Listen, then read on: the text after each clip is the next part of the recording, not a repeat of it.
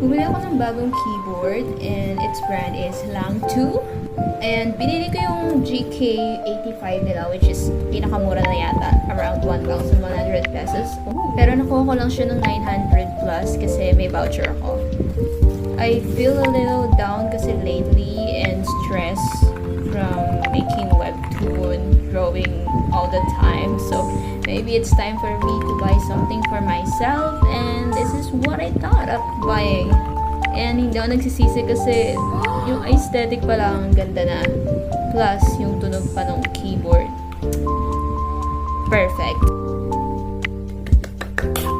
I look like a child here, but yeah, this is my first retro-like keyboard na may pagka-vintage yung design.